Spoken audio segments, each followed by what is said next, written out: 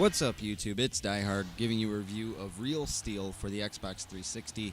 This game is only featured on the Xbox Live Arcade. It is not a disc-based game where you can just, go to the store and buy it.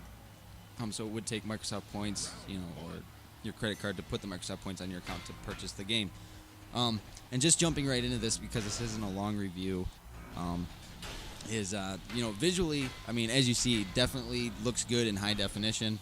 The robots look very close to their counterparts in the movie Rel Steel. If you haven't seen the movie, go check out the movie. It's actually got a very deep message at the end of the movie. So, because it was about a slacker dad, didn't want nothing to do with his kid, and then at the end he didn't want to do without him. Okay, so with that being said, like I said, the visuals is, they're pretty good for it to just be an arcade game. You don't see too many arcade games that have really good graphics, but I think that this game definitely in one of my top selected arcade games recently that has some really good graphics. Hydrophobia was amazing. That was an arcade game that had amazing graphics as well.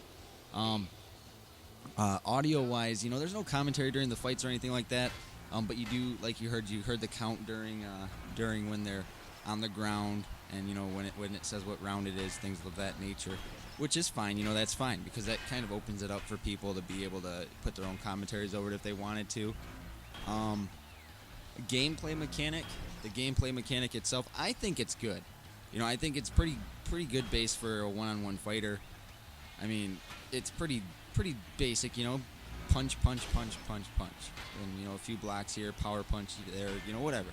It's got the basic concept of a fighter, and that's what makes this game really fun. It's not expensive. It's only $10, and it's kind of addicting. You start playing it, you get your butt kicked a couple of times, when you first play the trial, but then all of a sudden you start winning, and there is a really cool scene at the end of the review that you're going to see, which I really liked.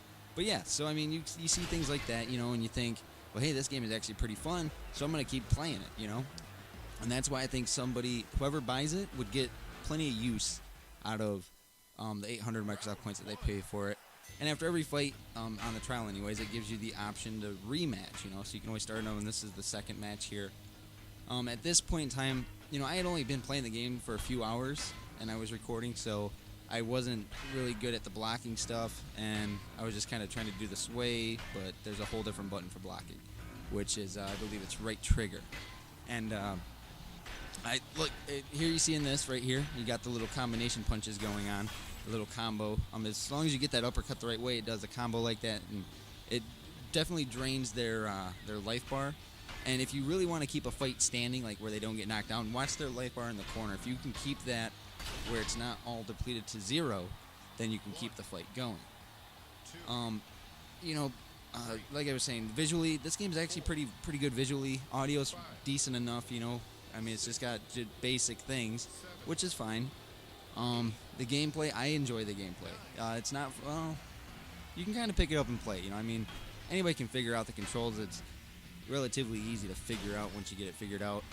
I did hear that online, some people, because when you have the full game, you can purchase robot parts from their store. I did hear that some people take advantage of that and put, all these super high parts on their characters. They spend an extra $10 or whatever.